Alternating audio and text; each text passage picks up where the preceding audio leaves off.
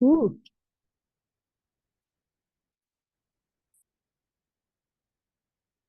Oke, Em, udah aman ya, Rebecca kita bisa mulai ya. Oke, udah masuk. Oke, Assalamualaikum warahmatullahi wabarakatuh. Ini kok kayak makin sedikit. Ada yang sudah mulai tumbang kah? Baru juga pertemuan kedua ya. Sehat semuanya? Alhamdulillah. Jadi jangan lupa isi absen sudah dibuka ya. Ingat, dan saya berhak ya untuk absen susulan. Baik, hari ini seperti yang kemarin mungkin sudah saya sampaikan ya bahwa di at least 2 sampai 3 pertemuan pertama kita akan bicara ya sedikit lebih teoritikal ya. Kenapa? Karena teori ini penting untuk memahami mindset kalian dulu. Jadi dengan hari ini Bu Disti akan memberikan landasan tentang cara pikir ya, dan itu sangat penting. Nanti juga mungkin ada refleksi untuk memahami selama ini kalian tuh berpikir dengan cara apa, paradigma apa gitu. Akhirnya kenapa kok saya bisa berbeda dengan cara pikirnya teman kalian atau dengan saya atau dengan Budisti, ternyata memang kita melihat perspektif yang berbeda. Nah itu bukan ada yang salah atau benar gitu ya. Saya selalu memberikan contohnya gajah itu ya. Kalian gajah mungkin Budisti ngelihat telinganya, saya ngelihat dari depan kelihatan belalainya, kalian dari belakang kelihatan tailnya. Akhirnya kita berdebat mana yang benar, mana yang salah gitu kan. Padahal apa yang kita lihat sebenarnya sama, tetapi dengan perspektif yang berbeda.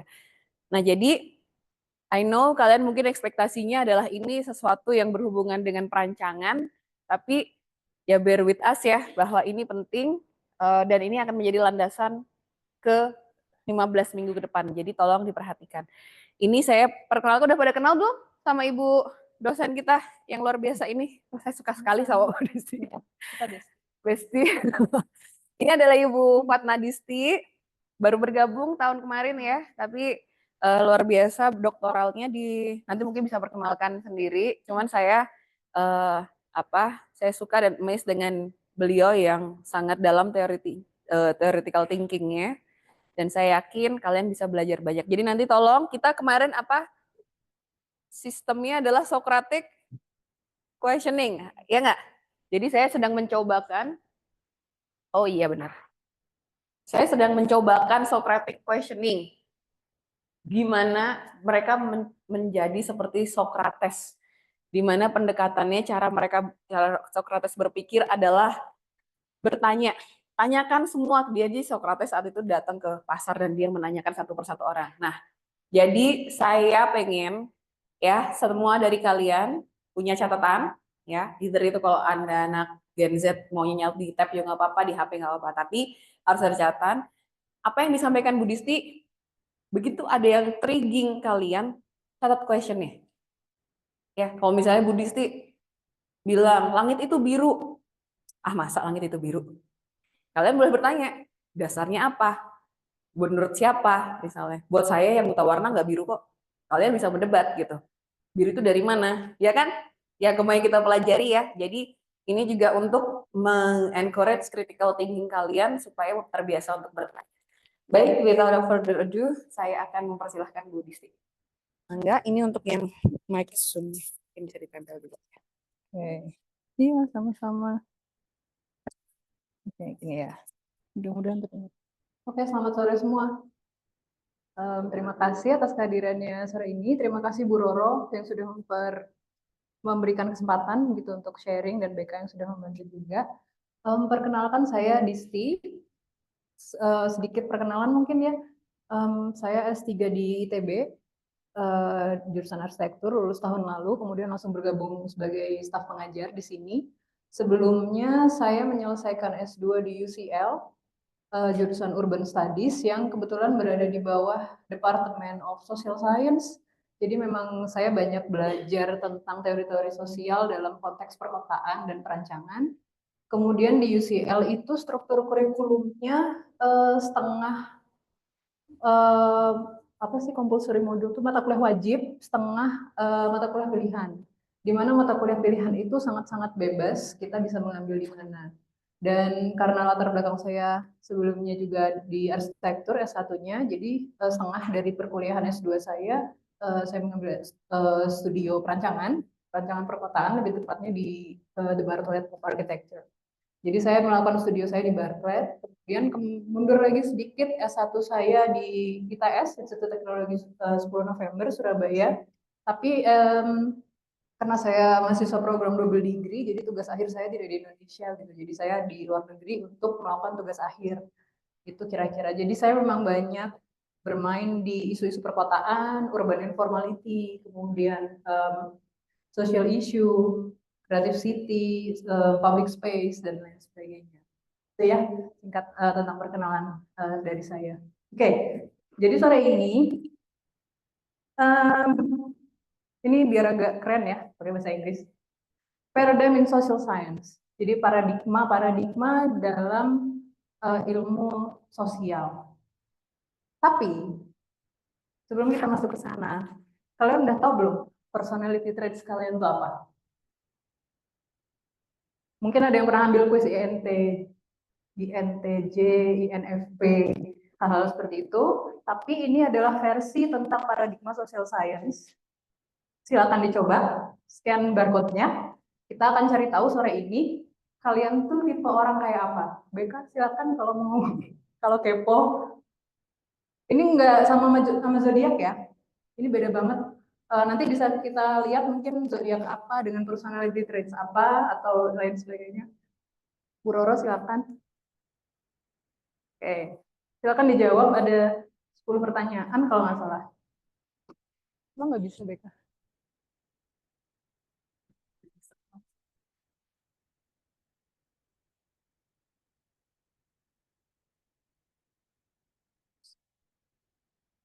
Oh. Hmm.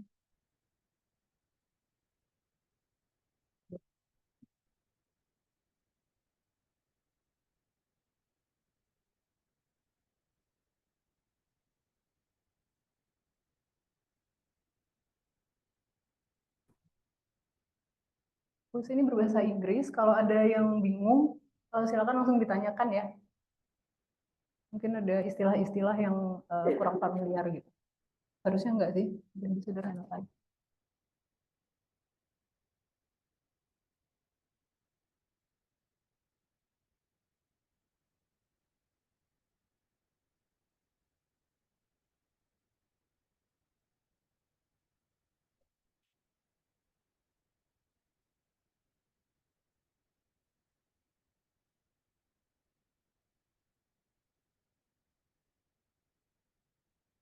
Yang baru datang bisa langsung di-scan ya QR-nya.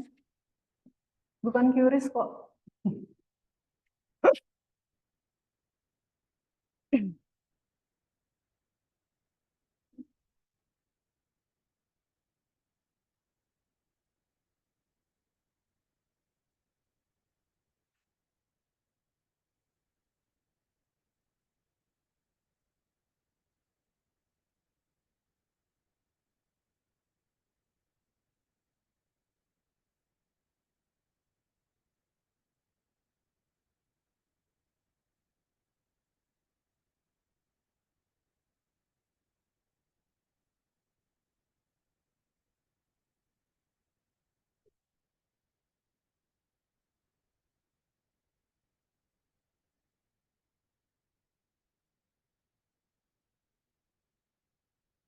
Sama, Bu. Bisa cuma galau ya. Galau.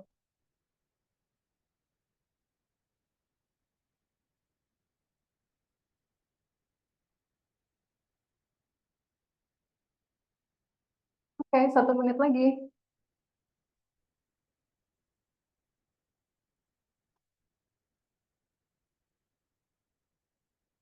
Ada yang udah selesai?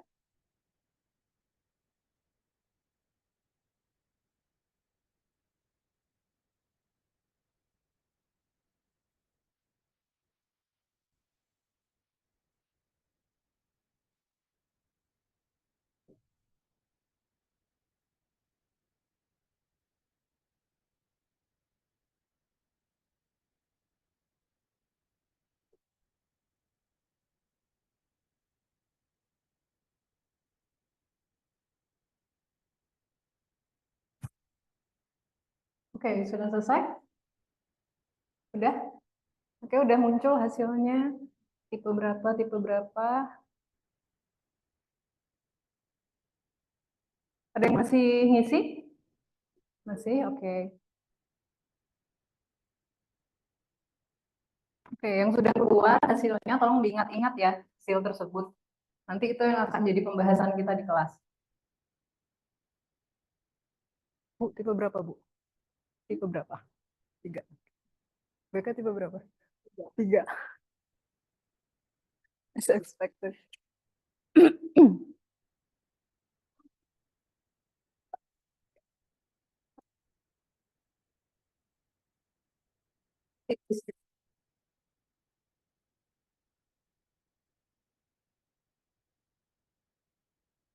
Ada lagi yang masih ngisi?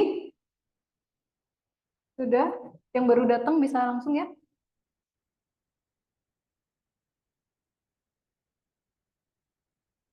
Oke. Udah muncul belum hasilnya? Hasilnya apa, Mbak? Oke, hasilnya apa? Udah muncul. Oke, berarti udah pada muncul hasilnya ya. Sekarang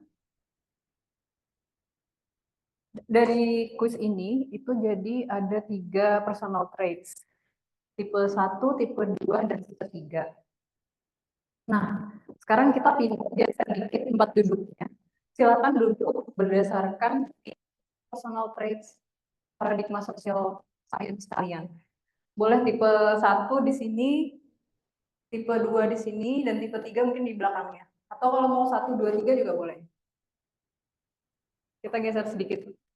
Kita lihat seberapa beda sih si anak-anak tipe 1 dengan tipe 2 dengan tipe 3. Oke, 10 hitungan ya. 1. Ospek. Ospek. 2. Tipe 1 di belakang Bu Roro, tipe 2 di tengah, tipe 3 di paling kanan saya. Ya. Ya, ya. 1, 2, 3. Oh, banyak yang tipe 2.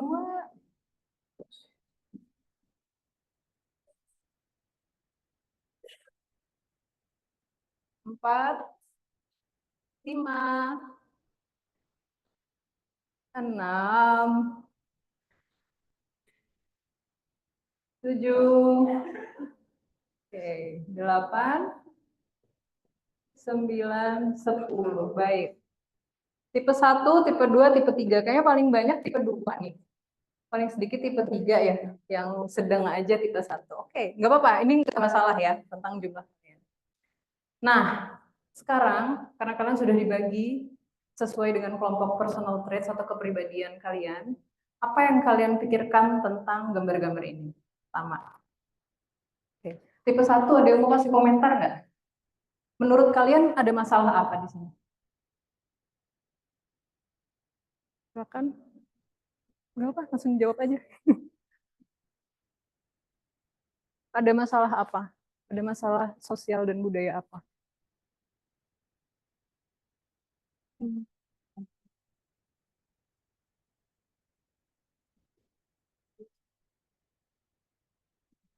Tipe 2, kalian ini ada isu sosial dan budaya apa di foto ini?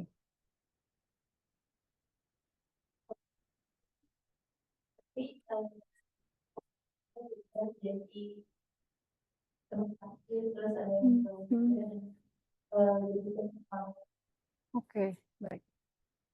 Oke, terakhir mau cowok-cowok dulu ya di depan. Ada isu apa? Sosial. Jadi kita di dalam itu jadi tempat aktivitas perdagangan aktivitas produksi. Udah, tenang aja. Yang lain tenang aja, masih ada gambar lain. Oke. Kerasa nggak ada bedanya jawaban antara tipe 1, tipe 2 dengan tipe 3? Tipe 1 melihat ini sebagai masalah, tadi ada kata masalah yang keluar. Kemudian tipe 2 cenderung melihat ada peralihan fungsi, ada terminologi peralihan fungsi, sedangkan tipe 3 tadi ada isu soal apa namanya? Pengalihan fungsi juga ya. Oke, sekarang gambar kedua dari tipe 2. Caca, ada masalah apa ya kira-kira? Ini di Filipina. Kalau yang tadi di Bandung.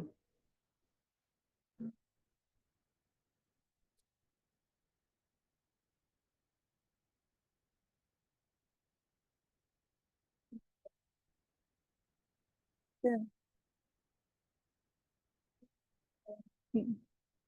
Oke, terima kasih. Menurut tipe 3? Menurut saya overall sama, tapi mungkin kalau mulai di situ biasanya orang teman kayak gitu rata-rata kayak bersalah gitu aja sih. Oke, baik. Oh, ada yang mau menambahkan dari tipe 2 boleh. Of course. Never met a happy Filipino person. Every Filipino person I've met has either been depressed or living out of their mind. There's no happy Filipino person. The only thing they can, they're not happy. I think I see why. So you think it's not a happy place for them? Kalau misalnya agak in all seriousness sih, it's happy is a perspective. Okay, fair enough.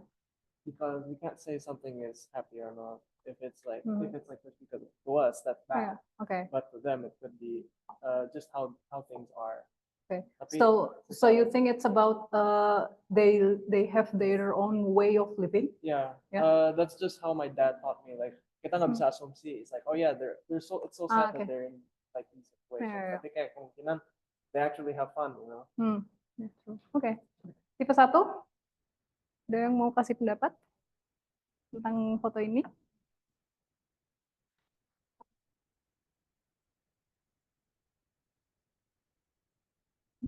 Iya.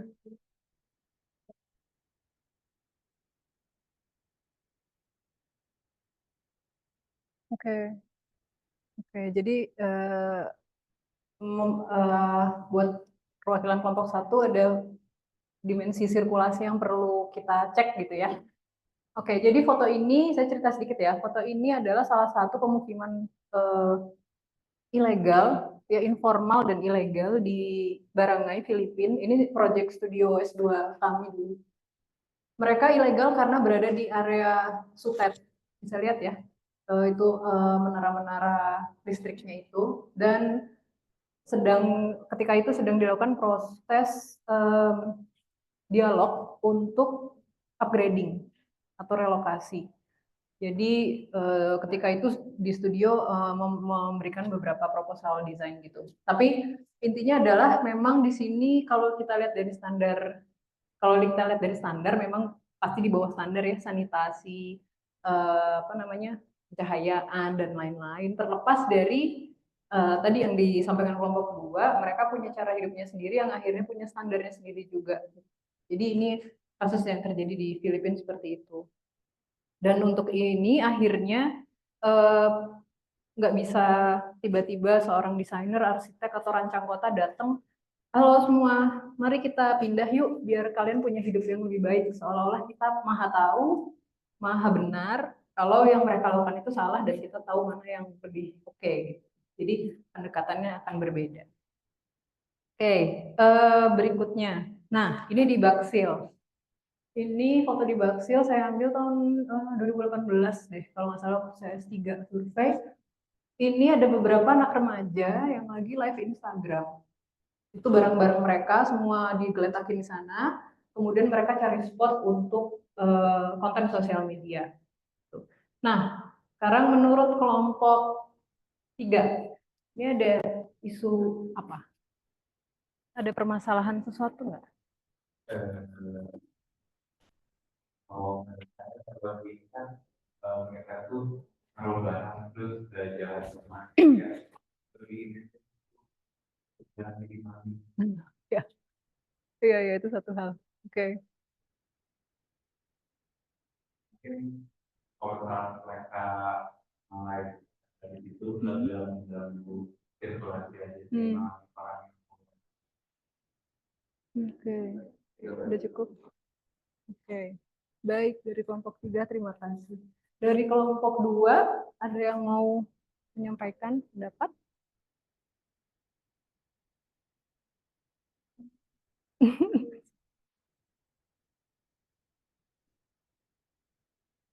Kira-kira aja, nggak ada yang salah, nggak ada yang benar, tapi menurut menurut teman-teman kira-kira ini ada suatu masalah nggak sih? Ada suatu isu nggak ya? Apakah karena mereka kurang ruang publik gitu? Jadi nge-live di, ataukah jangan-jangan Baksil itu cukup estetik mungkin untuk live IG atau yang lain? Bebas-bebas apa aja.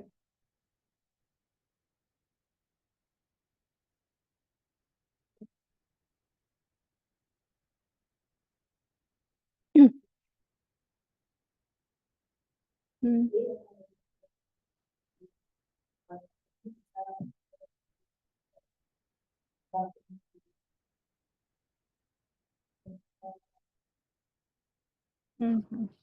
Baik, terima kasih ya. Oke, terima kasih kelompok 2, buku kedua. Nah, sekarang ke 1. Ada yang mau menyampaikan pendapat? Ada isu sesuatu, ada yang salah kah? Ada yang adalah meskipun ini area umum, tapi berarti tempat ini tuh mampu memberikan mereka sense of security itu karena mereka merasa aman dan nyaman untuk ninggalin barang-barangnya di sana. Ketimbang takut dimaling, tempatnya cukup aman dan nyaman untuk ninggalin barang-barangnya di situ dan Oke. Baik, oke, terima kasih untuk tipe 1. Oke, baik. Ini di Baksil ya, tahun 2018-an sebelum TikTok mulai lebih banyak dipakai gitu. Itu zaman-zaman Instagram masih baru naik. Oke, berikutnya. Ini adalah suasana interior abnormal yang di Ciamplas yang sekarang udah tutup. Ini tahun sebelum pandemi deh ini. Ini sebelum pandemi. Mungkin suasana kayak gini masih sering teman-teman temuin ya di dalam coffee shop penuh sama mahasiswa tuh kalian sendiri ngerjain tugas di situ, pabalatan, pakai bawa cover roll panjang, kemudian kertasnya gede-gede, besar-besar, banyak buku, ada stationery yang lengkap, semua itu bercampur dengan es teh, es kopi aren gitu kan. Kemudian sambil buka laptop sambil ngobrol. Gitu. Mungkin ini familiar ya untuk teman-teman. Nah, dari gambar ini di Bandung di Abnormal, kebetulan Abnormal sudah tutup. Menurut teman-teman ada isu sosial apa? Di kelompok 2 boleh. Di belakang.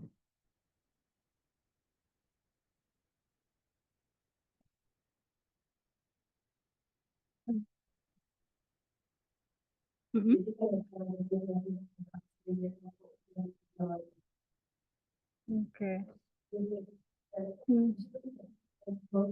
Ya. Ya, oke. Dari foto aja mungkin udah kelihatan ya gimana bisingnya di dalam ruangan ini. Oke, kalau dari teman-teman yang di kelompok 3,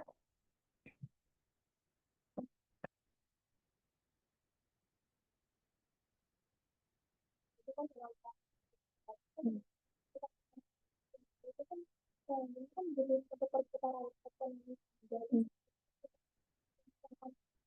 sampah dari itu kan tadi kan juga bilang gitu. Mungkin sebenarnya orang-orang yang di situ itu kekurangan tempat-tempat seperti co-working space yang sebenarnya itu diperuntukkan untuk tempat-tempat yang untuk memang seharusnya untuk belajar dan Oke, ya baik. Jadi ini gambaran dari kekurangan co-working space ya. Tadi menurut kelompok 3. Oke, terakhir dari kelompok 1, menurut kalian ini ada isu apa di balik gambar ini?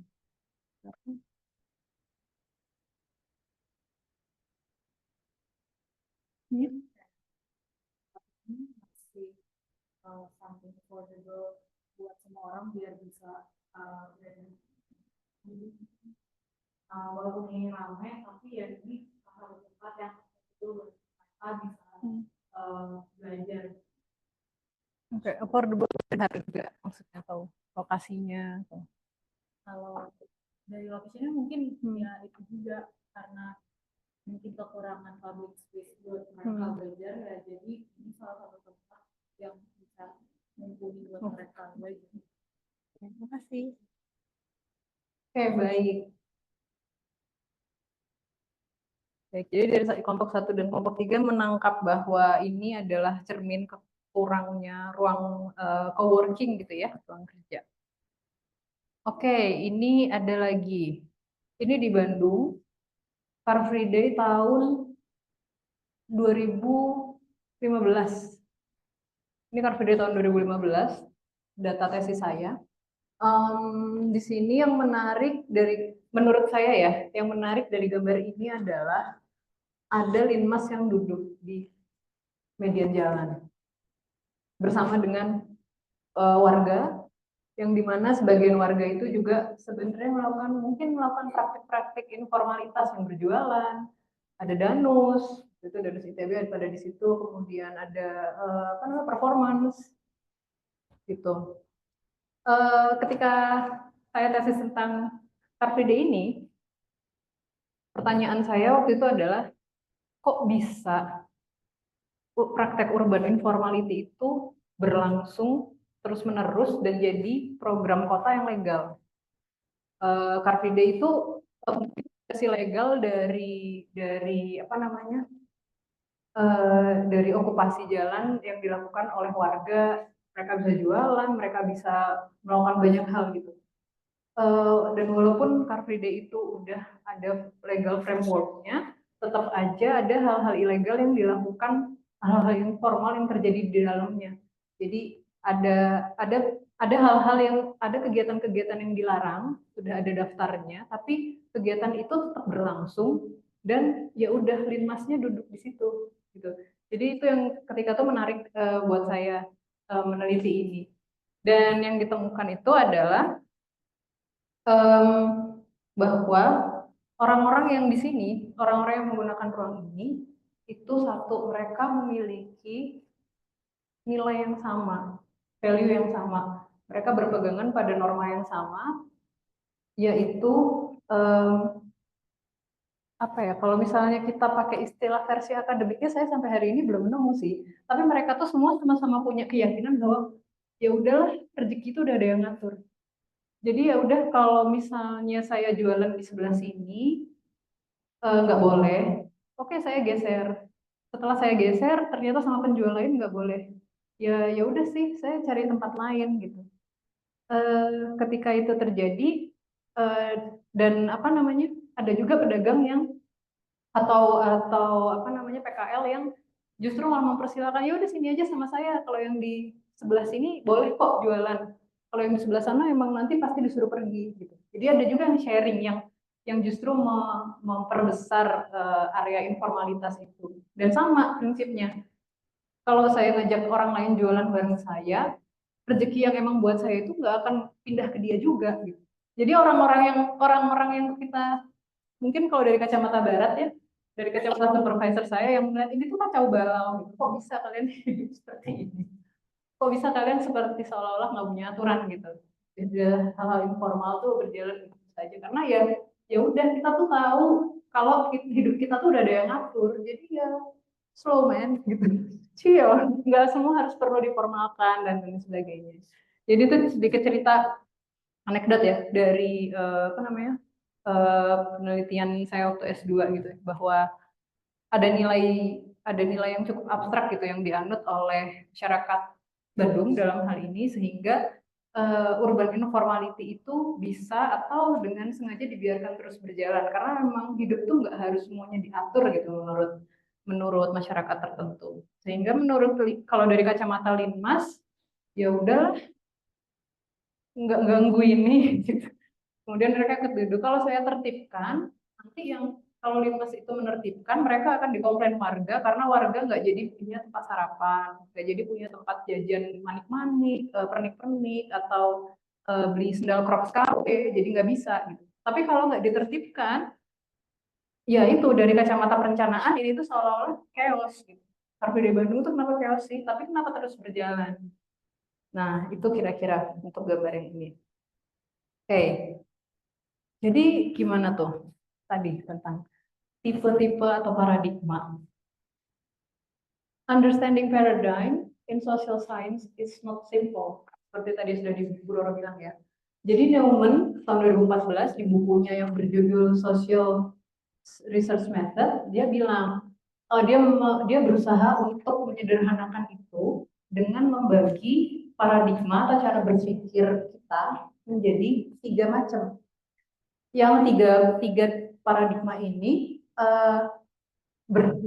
paradigma ini dibagi menjadi 3 berdasarkan 1 core assumption, 2 prinsipal atau prinsip-prinsip yang dipegang, dan yang ketiga adalah prioritas yang ingin diutamakan. Jadi ini ya 3 tipe ini tuh berdasarkan dari hal-hal tersebut supaya kita akan secara mudah memahami dasarnya itu gimana. Nah, ada 3 tipe ini bukan berarti orang tipe pertama itu sama sekali murni tipe pertama, nggak ada unsur-unsur tipe keduanya atau tipe ketiga, dan sebaliknya. Jadi sebenarnya antara 3 tipe ini tuh seperti apa namanya, kepribadian kita di psikologi itu kita nggak sepenuhnya introvert atau kita nggak sepenuhnya introvert kan. Di kasus-kasus tertentu kita akan cenderung introvert dan di suasana lain kita bisa menjadi orang yang extrovert. Jadi tipe 1 itu ternyata adalah si positivis. Mereka cenderung bersandar pada bukti-bukti empiris, logical reasoning, dan hal-hal yang terukur untuk memahami isu sosial. Jadi tadi sempat tersebutkan sirkulasi.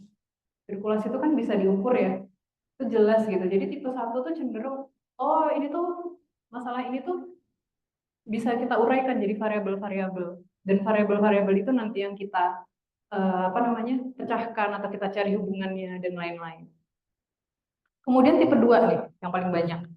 Saya tipe 2 by the way. Ini adalah interpretif, yaitu orang-orang yang percaya bahwa memahami manusia dan konteksnya itu penting untuk belajar tentang society. Jadi ini bukan benar salah, tapi tadi yang sudah disampaikan, perspektif tiap orang itu beda, dan yang penting adalah kita memahami perspektif orang itu.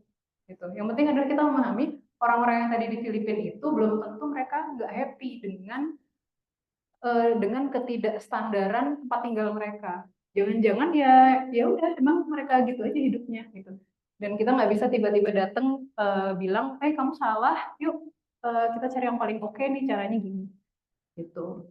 Nah, yang tipe 3 ini adalah yang kritikal. Ini Bu Roro dan Rebecca, aktivis. Yang tipe 3 ini punya kecenderungan untuk uncover power structure and advocate for social transformation. Jadi ini cenderung yang nggak bisa dibalik ini semua tuh ada kekuatan besar yang sesuatu yang pasti nih kejadian ini gitu. Jadi ada intensi untuk melawan, ada intensi untuk seperti mencari negasi atau kebalikan dari isu sosial budaya yang terjadi. Nah, secara teoritis, ini bagian boringnya ya, sayang sekali.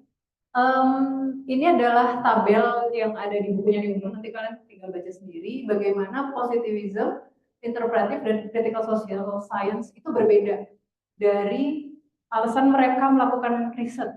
Gitu. Ini kebetulan buku ini fokus tentang riset ya. Jadi dia akan bilang social research gitu, bukan social science saja. Kemudian bagaimana dia melihat manusia dan lain sebagainya.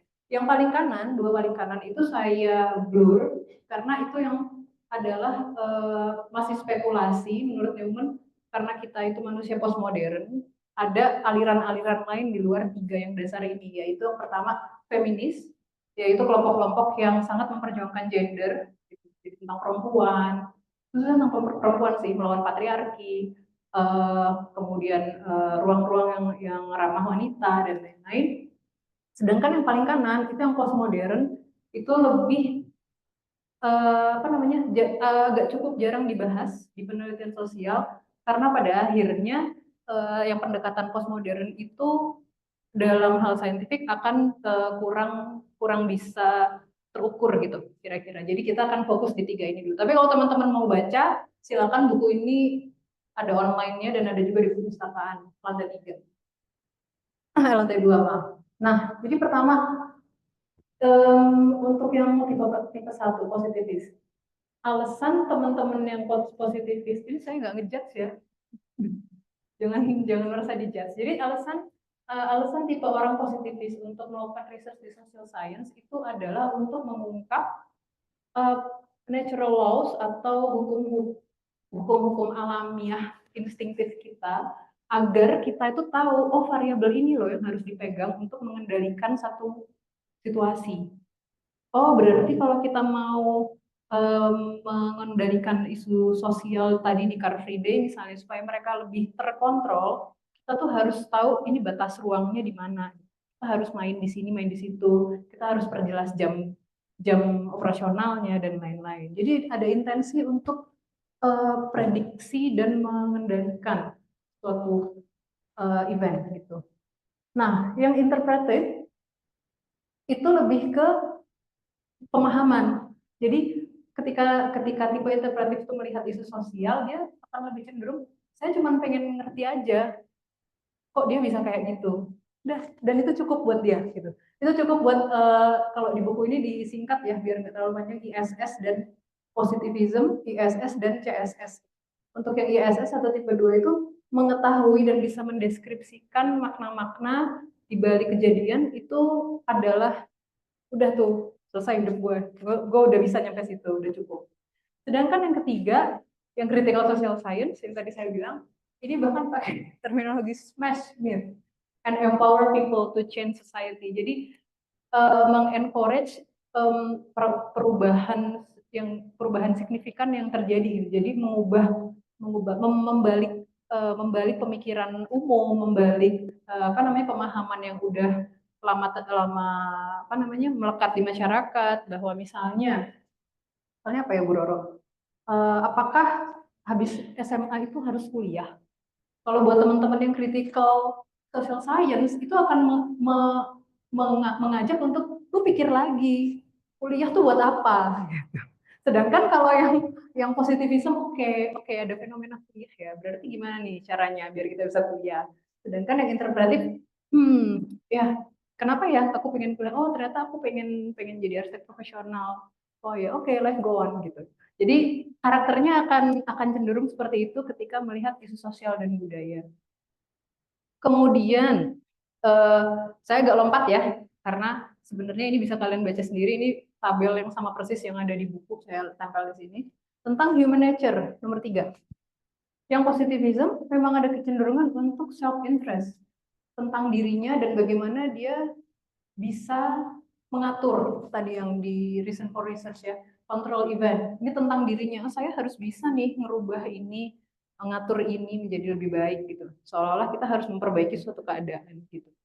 Sedangkan untuk yang kedua atau yang interpretif, yang interpretif ini lebih untuk ke meng-create meaning, lebih ke pemaknaan, lebih ke refleksi hidup mungkin ya, lebih ke making sense of their words. Jadi lebih ingin memahami, oh dunia tuh seperti ini ya realitanya, atau oh di balik ini tuh ada cerita lain ya, dan lain sebagainya. Sedangkan yang ketiga tentang yang critical social science ini lebih ke kreatif, adaptif, orang-orang yang kreatif dan adaptif, dan kadang-kadang itu trapped by illusion karena bawaannya tuh berprasangka, bawaannya tuh ini pasti akal-akalannya orang lain tuh, harus kita lawan, padahal belum tentu yang kita sangkakan itu benarnya Bu Roro. Bu Roro sering seudang enggak? Kayak iya. Nah itu biasanya tuh ini tipe 3 banget nih kayaknya nih Bu Roro. Jadi akan mulai dengan prasangka, dugaan, negatif thinking. Ini ada yang salah nih. Ini pasti gue disuruh kuliah pada cari duit kan nih. Ini jualan pendidikan nih ITB gitu kan. Atau gue disuruh semester pendek biar gue bayar lagi kan. Yang gitu-gitu tuh. Biasanya ada kecenderungan ke sana. No judgment ya. We listen, we don't judge, oke? Kemudian yang berikutnya Nah, ini. Nah, nomor 6. Jadi teori-teori atau pemikiran yang dihasilkan tuh kayak apa sih bentuknya? Kalau teman-teman yang positivism, biasanya tuh teori-teori yang logis, deduktif, kemudian terlihat hubungan antar variabel, kemudian ada tuh aturan-aturannya apa. Kalau yang interpretif, sangat-sangat deskriptif dan naratif. Jadi menceritakan aja, mendeskripsikan apa namanya, how a group's meaning system is generated and sustained.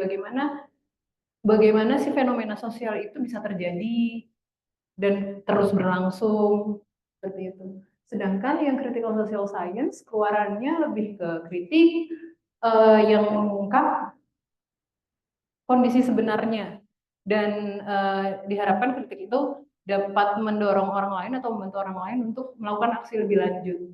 Jadi beda keluaran tuh nanti hasilnya. Itu oke. Kemudian yang penting lagi dari sini adalah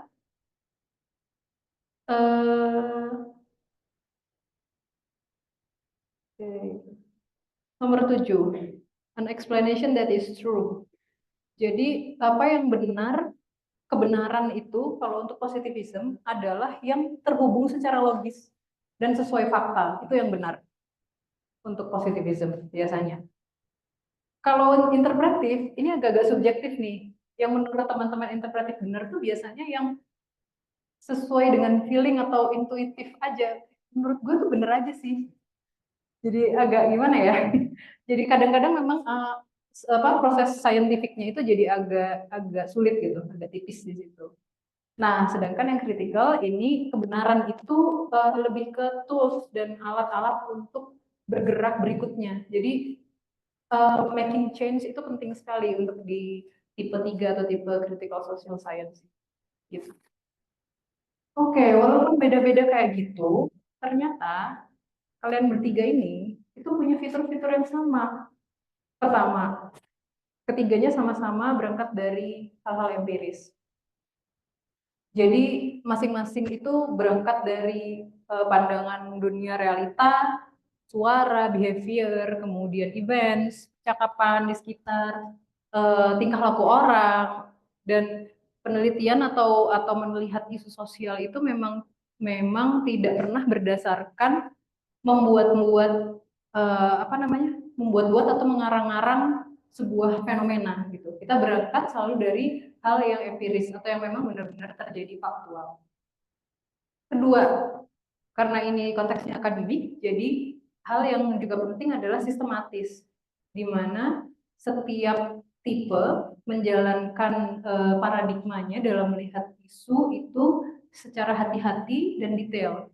Kalau memang ada prosedur, misalnya kalau dalam ranah penelitian ya, kalau memang ada prosedur pengambilan data yang harus dilakukan, berarti ya itu harus dilakukan. Bukan berarti karena kritikal, udah pokoknya kita lawan aja, hajar aja, gak usah wawancara. Gitu. Itu nggak bisa kayak gitu, karena ini kita dalam konteks akademik.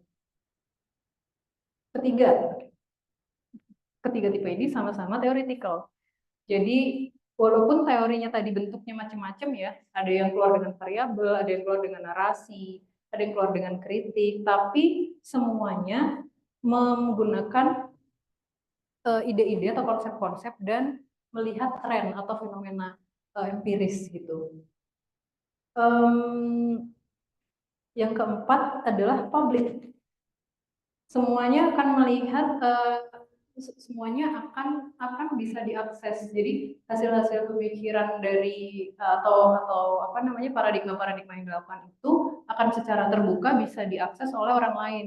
Jadi debat terbuka atau diskusi atau publikasi itu adalah salah satu karakternya. Gitu. Kalau itu kita keep untuk kita sendiri, akhirnya itu mungkin tidak ada di ranah akademik atau sains. Kemudian yang kelima, yang paling pasti itu di social science itu adalah self-reflective. Ini adalah bagaimana setiap dari tipe paradigma tadi sebenarnya adalah aware dengan dirinya. Dengan kita memutuskan atau mengetahui bahwa kita tuh, saya lebih cenderung ke tipe 1, saya peduli dengan saya harus tahu variabel apa untuk bisa memperbaiki keadaan. Berarti itu adalah salah satu bentuk self awareness di mana kita jadi tahu strength and weakness kita, kemudian kita gunakan untuk menanggapi isu sosial budaya. Dan yang terakhir adalah open end process. Jadi mengkaji isu sosial budaya itu akan terus berlangsung gitu. Jadi itu tidak berhenti di satu titik ketika kita udah ketemu satu penjelasan, itu biasanya tidak berhenti di sana karena justru riset yang baik adalah riset yang menghasilkan pertanyaan baru. Jadi ketika kita bisa menemukan, oh ternyata ada ini nih, ada permasalahan, ada jawabannya tuh A.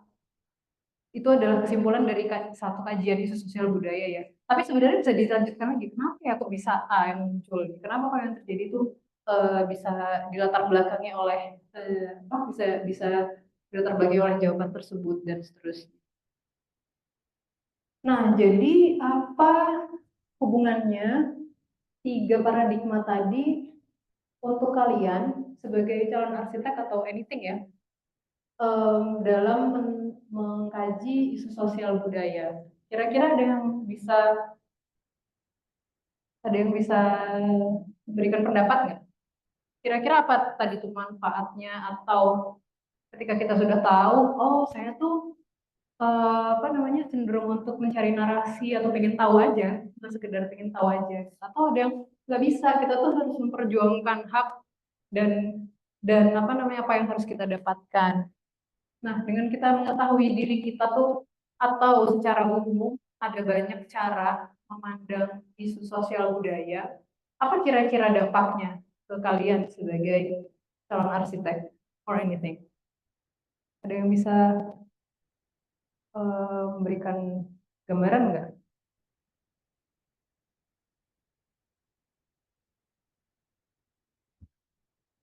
Oke.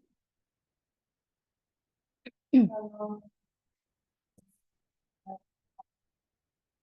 ada konsep yang didapatnya ada yang dari prinsip biologis, isi ada yang dari jadi dengan ada 3 poin yang berbeda bisa mendapatkan banyak dari sumber berbeda, kita bisa baik. Misalnya kalau dalam bidang arsitektur saya mau membuat sesuatu itu kalau terbaik itu kalau misalnya secara pribadi saya kan kedua, jadi saya bisa menulis waktu itu lebih cenderung ke internet, itu bisa lebih menggunakan dalam segi. Oke, baik. Ada pendapat lain? Ada pendapat lain? What do you think? Is it important? Apakah perlu kita tuh tahu kita tuh orang seperti apa ya? Ataukah merancang tuh autopilot gitu? Jadi nggak ada bedanya sebenarnya. Kalau misalnya ada yang suka dengan narasi, ada yang suka dengan variabel-variabel, ada yang suka dengan kritik. Pas keluar di perancangan tuh ya sama-sama aja sebenarnya sih. Mungkin. Menurut kalian gimana? Ada yang mau kasih pendapat?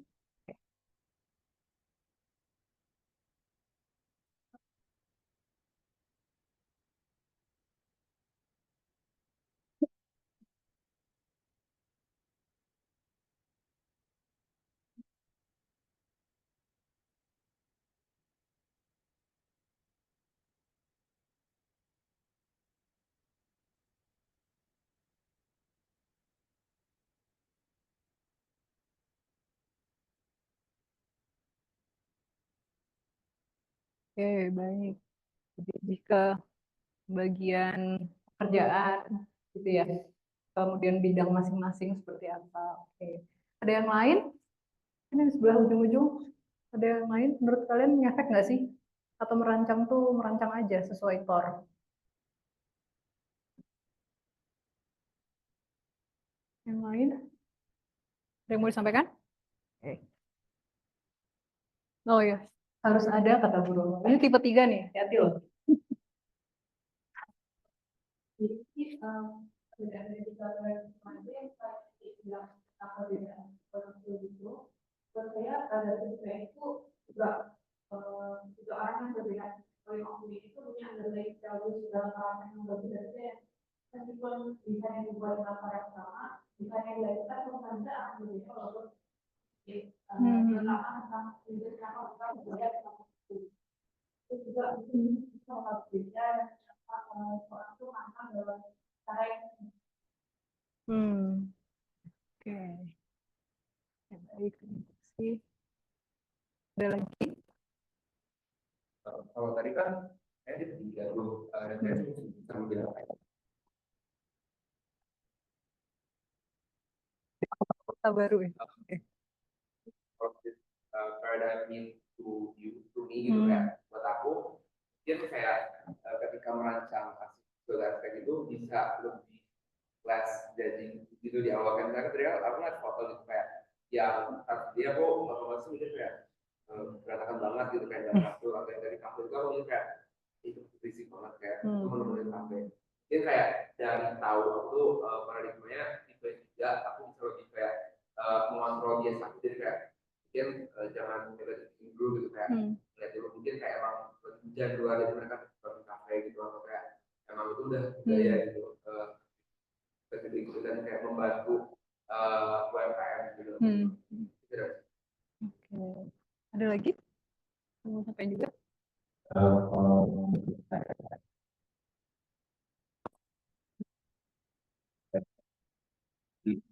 Kita sebagai produk bikin produk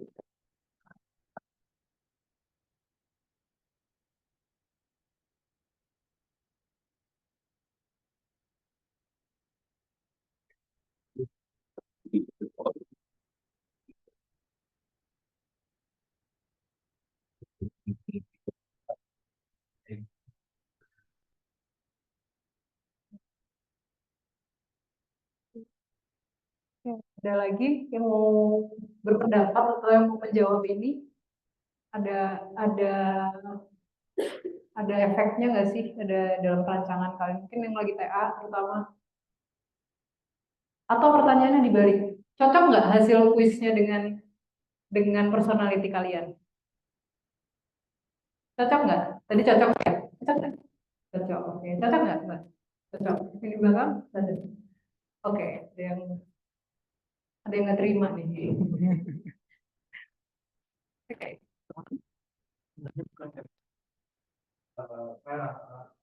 Kalau dalam sebenarnya sih cukup benar. Saya juga rasa tipe-tipe ini juga masih bisa mengontrol. Karena itu juga it applies to every psychological study. Kayak kalau mau mengategorisasikan manusia itu kan pasti ada faktor. Saya merasa itu kalau misalnya kalau untuk menjadi ketiga yang mempelajari ilmu sosial budaya untuk membuat sebuah perubahan dalam masyarakat itu juga harus bisa melihat dalam perspektif tipe 1 dan tipe 2 kayak jadi dan tipe 1 sama tipe 2 itu kan juga meskipun ada beberapa orang yang hanya belajar untuk pengetahuan dan pengetahuan saya rasa juga akhirnya itu kami juga ada yang merasa kewajiban untuk melakukan sebuah perubahan terhadap dunia dan berkontribusi tapi mungkin tidak semuanya jadi tapi asalnya itu dari banyak pencarian data itu yang common.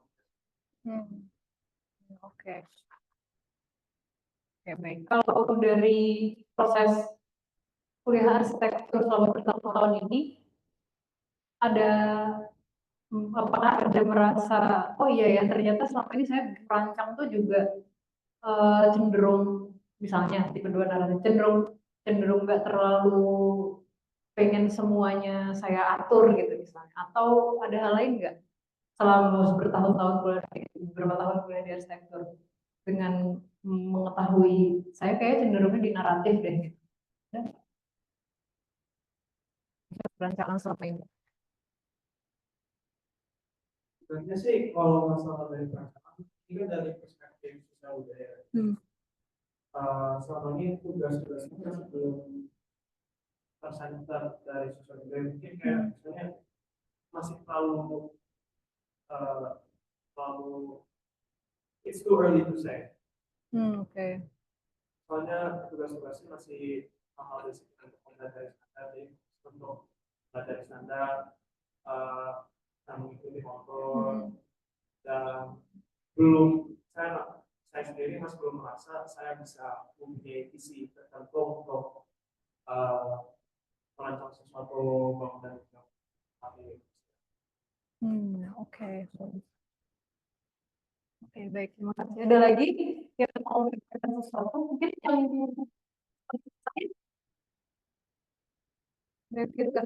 tugas akhir ya. Ya. Kalau di tugas akhir itu kan kalian sendiri yang nentuin isu, bener nggak? Nah, boleh cerita nggak isu yang kamu tentuin apa? Kebetulan aku itu berangkatnya bukan dari isu, tapi Oke. dari lokasi. Lalu dari lokasi itu dianalisis apakah ada Isu. isunya. Oke, baik. Kalau di aku itu, kenapa aku dari lokasinya di sana? Karena Di sana tuh di mana? Maaf. jadi lokasinya itu ada di daerah Jakarta Pusat. Itu dia ada sebuah bangunan yang sudah abandoned, tapi dulunya itu dia merupakan pusat lifestyle karena banyak anak muda yang dulu ke sana untuk nonton bioskop karena kebetulan bangunan itu adalah teater. Cukup disayangkan karena bangunan tersebut itu sebetulnya sangat berpotensi untuk dikembangkan dan diaktifasi karena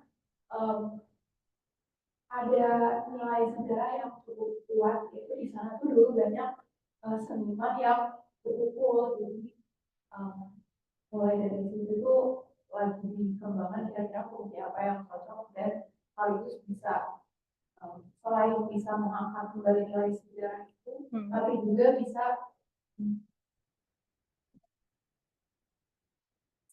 mengembangkan ekonomi yang ada di daerah. Oke, jadi ada isu budaya sedikit di situ ya? Iya. Oke. Baik.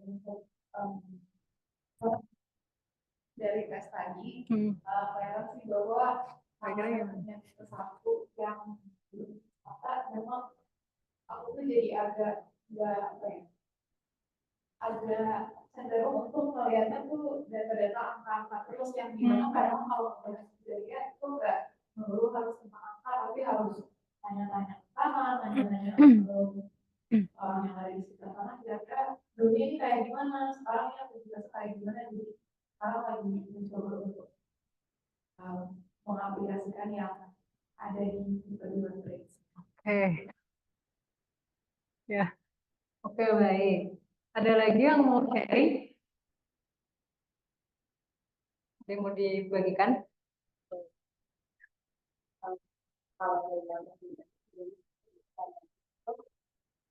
Apakah ada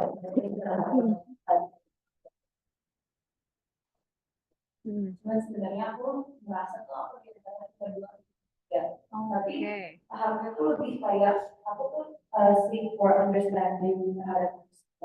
Nah dari situ di saat aku juga memahami itu ada underlying issues yang aku rasa perlu diperjuangkan gitu kayak isu-isu tentang marginalized groups segala macam itu kan sering ditemukan di sosial media.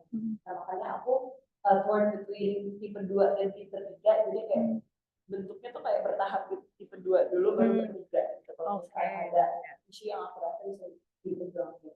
Nah kalau dari perspektif aku sendiri itu adalah dari 3 tipe yang ada, sebenarnya aku merasa tuh tipe yang ketiga itu tipe yang merasa ada orang-orang atau individu yang harus diperjuangkan untuk menciptakan sebuah space. Jadi menurut aku tuh tipe 3 itu mereka itu make a way for a new space. Dan kemudian tipe 2 itu karena mereka seek understanding atau narasi dari orang-orang, itu justru mereka create space tersebut yang tadinya didobrak untuk terjadi dan ada space tersebut. Kemudian tipe 2 itu membentuk space tersebut agar lebih harapannya lebih banyak orang dari grup tersebut itu datang ke space tersebut dan memanfaatkannya. Kemudian tipe yang satu itu lebih ke gimana caranya establish atau menetapkan space tersebut agar bisa secara longevity dia bisa terus ada dan nyata dan akhirnya jadi established space yang udah normalize lah intinya karena udah cukup lama. Ya. Komprehensif ya, berarti terasa itu ya, tidak serta-merta tipe 2 itu tipe 2. Tipe 1 tuh tipe 1 dan tipe 3 tuh tipe 3 gitu ya. Jadi ada kondisi-kondisi di mana kita tuh kadang-kadang berubah gitu. Mungkin dipengaruhi juga dengan interest kita terhadap isu yang kita lihat. Misalnya tidak semua orang interest kan dengan misalnya tadi foto yang di Filipina, mungkin tidak semua orang berminat dengan topik informal settlement gitu. Sementara ada yang lebih berminat ke isu tentang public space, tentang baksil yang tadi dipakai untuk live IG. Sehingga ketika kita punya interest ke satu isu tertentu, kita jadi akan punya intensi untuk lebih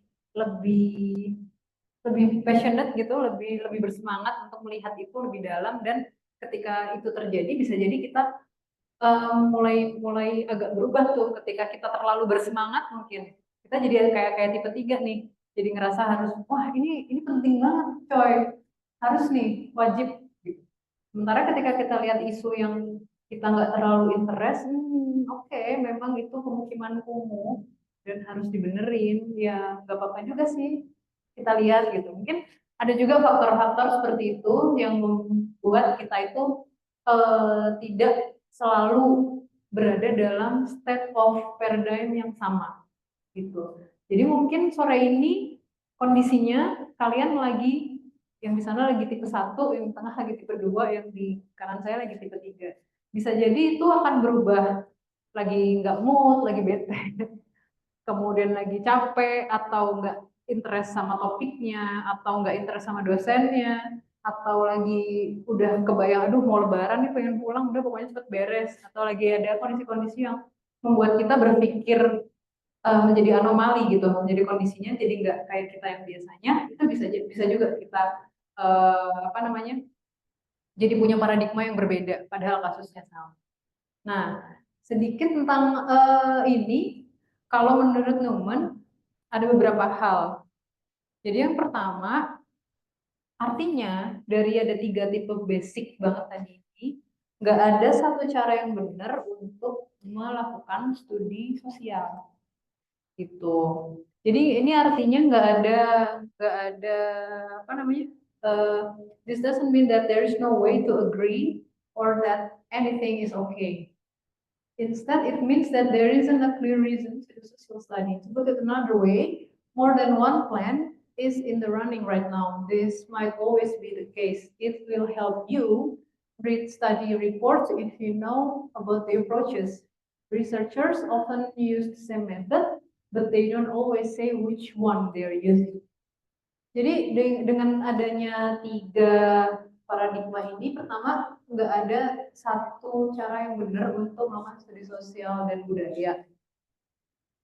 Kita nggak harus selalu setuju dan apapun itu bisa benar ya sebetulnya, selama kerangkanya, dasarnya itu sahih atau valid gitu, bukan satu fenomena yang kita karang-karang sendiri, bukan imajinasi kita sendiri yang kita besar-besarkan gitu. Memang itu adalah yang terjadi di lapangan, fenomena di realita.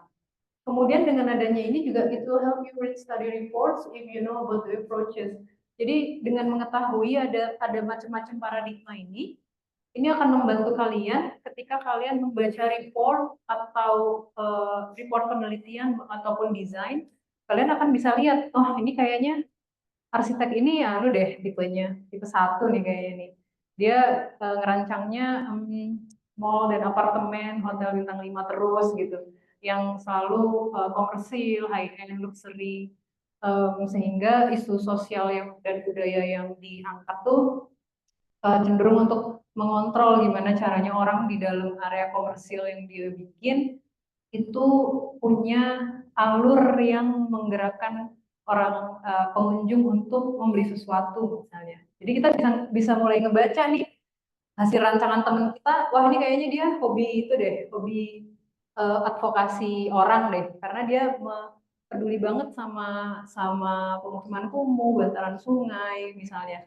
Kemudian redesign kampung kota gitu. Hal-hal yang sangat-sangat subtle dan apa namanya berkebalikan ya dengan pendekatan yang apa namanya cenderung mengontrol variabel yang bisa mengarahkan orang untuk melakukan sesuatu. Nah, karena apa? Karena researcher atau designer dalam hal ini itu kadang-kadang kita pakai metode yang sama, tapi sebenarnya kita punya paradigma yang berbeda dan kita nggak pernah mengkomunikasikan itu, kita nggak pernah bilang which one yang kita pakai gitu, which one yang pada akhirnya kan kadang mungkin kerasa di perancangan di TH mungkin ya ketika isunya udah kita sendiri yang tentukan bahwa ya akhirnya saya harus merancang bangunan gitu. Outputnya kan sama semua tuh. At the end of the day we have to design architecture, ya kan? Walaupun di balik itu sebenarnya masing-masing dari kita tuh menjalani proses yang beda. Ada yang melihat tadi di daerah Senen tentang isu budaya, ada yang melihat di kelompok saya waktu itu tuh ada tentang rumah lansia, kepedulian dia terhadap lansia yang mulai aging dan tidak banyak dijenguk oleh anak-anaknya atau keluarganya. Dan ada juga yang apa namanya merancang commercial strip karena untuk dalam rangka revitalisasi suatu area sehingga harus membangkitkan ekonomi dan lain-lain. Itu juga at the end of the day memang di akhir market atau poster yang kita lihat itu bangunan dan 3D-nya gitu. Tapi di balik itu tuh ada sudut pandang yang sangat-sangat personal yang mungkin makin terasah nanti ketika kalian sudah di luar sana, sudah praktek gitu ya, akan kelihatan, oh ini tuh undramatin nih, nggak mungkin nggak gitu. Atau oh ini tuh using, pasti using, karena banyak material reuse, kemudian mengikuti site, gitu. Karakternya using kan cenderung seperti itu ya. Terus karakternya Pak Andramatin yang sangat-sangat clean dan apa namanya minimalis, tado-ando, gitu, seperti itu. Sangat, nanti akan sangat bisa dibedakan bagaimana paradigma itu akhirnya membentuk arsitektur sebagai karya gitu. Kemudian yang kedua, the three methods means that depending on which one you choose, what you try to do in your approach will be different. Yang tadi udah kita bahas sedikit ya. Misalnya yang positivis atau PSS, positivist social research (PSS), like to do cost benefit analysis. Mereka akan cenderung ngejar variabel, harus ketahuan nih sirkulasi. Berarti apa nih? Apa namanya untuk memperbaiki suatu area berarti apanya nih? Sirkulasinya sama utilitasnya. Nah, dua ini harus kepegang gitu. Akan cenderung menganalisis variabel-variabel. Kemudian yang integratif akan lebih eksploratif untuk mencari pemaknaan, mencari artinya apa sih? Artinya apa sih pemukiman kumuh itu gitu. Ya oke lah, memang ada by textbook itu ada urusan utilitas, urusan sirkulasi, pencahayaan, kelembapan, sanitasi, air bersih. Oke, itu memang ada. Tapi apa sih yang terjadi? Coba kita cek deh dari sudut pandangnya Pak RT misalnya. Menurut Pak RT ini gimana sih? Atau dari sudut pandangnya ibu-ibu yang tinggal di situ. Kalau buat ibu-ibu ini tuh gimana? Apa yang mereka rasakan? Apa yang mereka dapatkan? Gitu. Sementara yang tipe 3 atau yang critical social science researcher dalam hal ini karena yang fokus pada penelitian lebih cenderung pada research yang action oriented. Nanti misalnya teman-teman mungkin udah pernah dengar ya, atau nanti kalau ada yang beberapa yang melanjutkan ke studi lanjut, ada yang namanya participatory research. Atau mungkin sementara ini mungkin udah pernah dengar participatory design.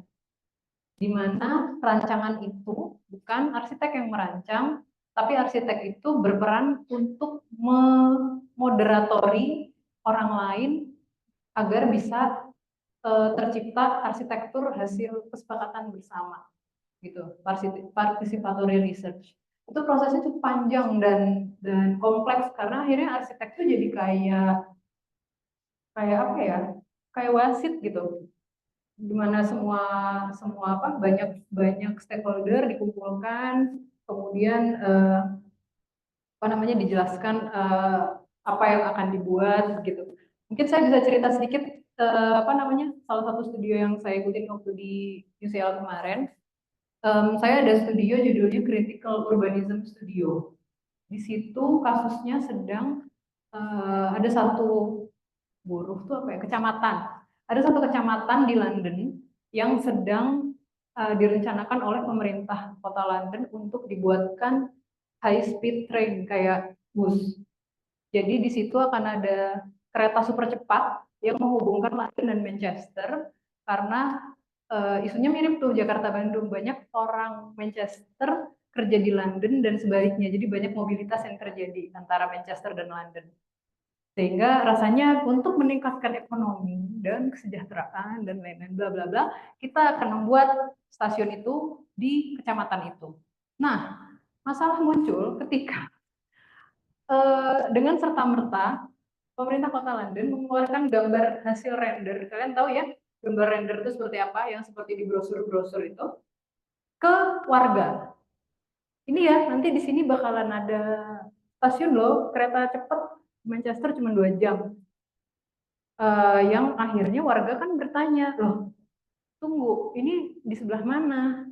Di sininya sungai, kalau nggak salah waktu itu Mbak. Loh itu kan bengkel saya. Terus saya kerjanya nanti gimana gitu. Oh tenang, nanti kita udah sediakan commercial strip di situ dan lain sebagainya. Itu adalah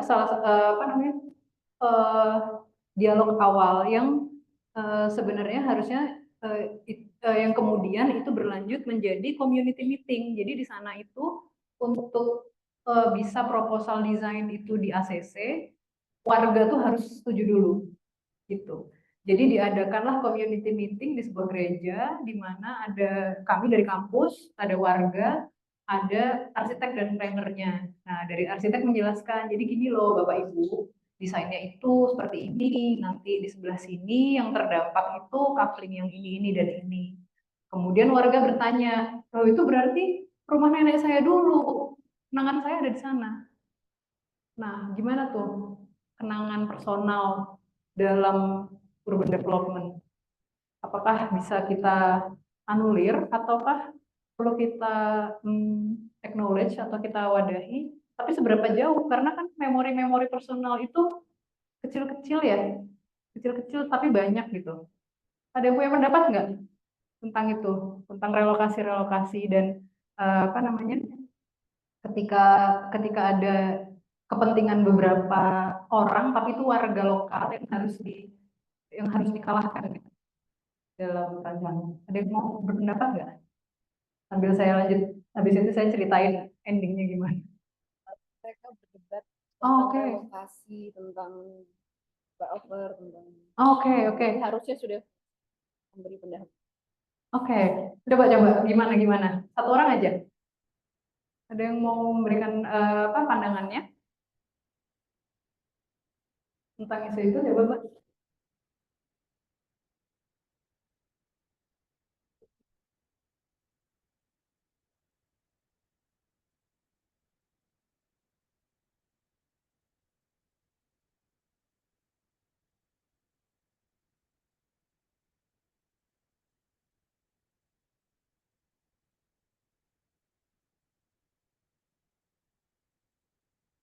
Apa ya kira-kira ya? Apakah harus diwadahi atau gimana cara kita mewadahi itu melalui perancangan misalnya, ataukah kira-kira gimana ya kalau ada hal-hal seperti itu? Kalau menurut pandangan pribadi aja, nggak usah by teori sih, nggak ada teorinya juga.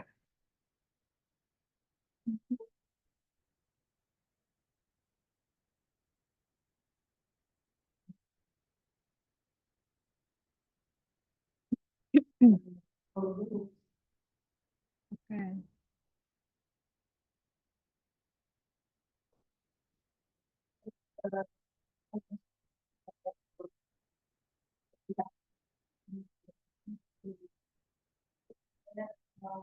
Bisa dicari dalam kalau dengan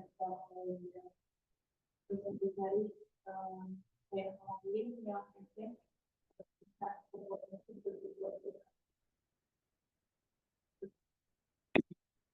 Oke. Kalau salah satu yang berkaitan dengan serangan dan itu salah satu bukti keterangan bisa tentang attachment yang membuat di usia dengan juga ya kurang tahu apakah boleh terjadi. Kalau bisa terjadi itu ada beberapa cara yang bisa mengakomodir serangan dan menghargai serangan itu dari orang yang kondisi itu. Jadi sebenarnya tidak ada kalau buat Baik, ada itu juga. Oke, terima kasih tanggapannya. Oke, itu memungkinkan juga sih sebenarnya. Tapi selain dari yang tadi udah disebutkan sama teman-teman, ternyata proses perancangan itu kan panjang ya, terutama apalagi ketika itu adalah proyek yang cukup besar gitu, proyek pemerintah. Nah, ketika dalam kaitannya dengan ini, ketika ada beberapa paradigma dalam melihat di meeting itu yang saya sempat eksplor itu adalah sudut pandang arsiteknya. Dia kan seolah-olah sebagai kambing hitam gitu di sana, disalahkan oleh warga, tapi dia mau nggak mau ini kerjaan saya, Bapak Ibu, lagi menghadiri atau saya disuruh nih kerjain ini gitu. Saya sempat ngobrol dengan arsitek yang namanya Peter. Jadi setelah meeting itu selesai, dilanjutkan lagi dengan public exhibition. Jadi semua gambar perancangannya itu dipasang di kayak balai RW gitu ya, yang berada di kecamatan tersebut gitu. Dipasang semuanya dan arsitek dan planner itu bergantian berjaga di sana. Jadi kapanpun warga tuh mau review, mau nanya, mau apalagi ya, mau request misalnya, tolong dong bagian yang sini diginiin atau digituin dan lain sebagainya. Arsitek-arsitek ini tuh ada di sana gitu. Dan iya, antar mereka itu kelihatan bedanya. Jadi kebetulan yang sempat saya temani untuk public meeting itu namanya Peter. Dia kayaknya dia menjelaskan bahwa seperti ini. Saya memang berempati sih dengan Peter itu memang berempati dengan warga gitu. Dia memang apa namanya suka juga bagaimana warga itu menjelaskan memori-memori mereka, sudut pandang mereka, terus apa, argumentasi warga untuk melawan beberapa bagian dari keseluruhan perencanaan itu tadi. Tapi memang ini yang mungkin perlu diperhatikan ya. Tapi memang ini pertama ini pekerjaan saya. Saya memang harus mengerjakan perancangan ini dan rancangan itu memang harus jalan. Karena kalau enggak nanti apa namanya yang area yang nanti mau jadi stasiun kereta cepat itu juga nggak terlalu hidup kan. Area itu juga nggak memang perlu kita kembangkan gitu bahasanya dia. Jadi memang at the end of the day ini memang harus jalan gitu. Walaupun saya juga nggak terlalu paham bagaimana pandangan-pandangan dari warga lokal atau komunitas setempat itu harus diakomodasi. Kalau menurut teman-teman sih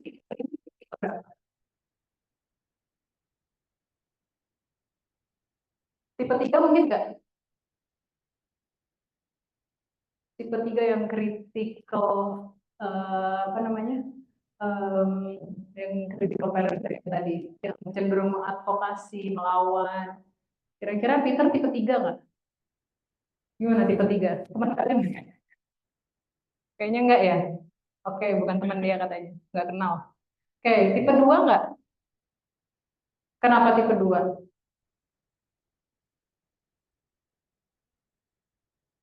Kenapa nggak tipe 2? Coba.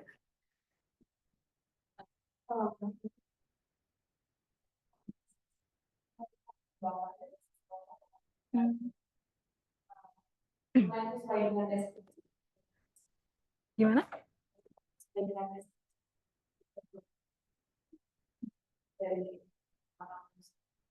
Oke, dia jadi Peter kelihatannya masih berusaha melihat dari kacamata apa namanya manusia yang ada di situ gitu ya. Oke, mungkin nggak Peter ini tipe 1.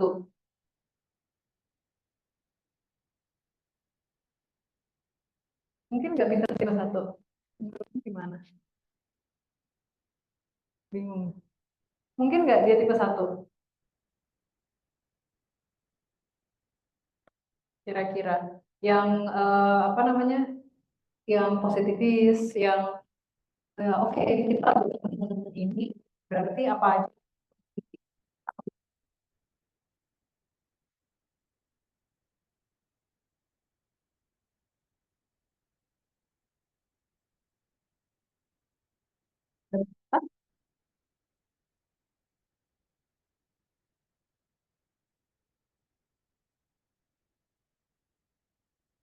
Tipe 2, oke.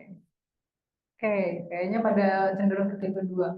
Kalau menurut saya, Peter kayaknya tipe 1 deh. Karena dia eh, nggak tahu ya tipe 1 atau tipe 2 ya Bu.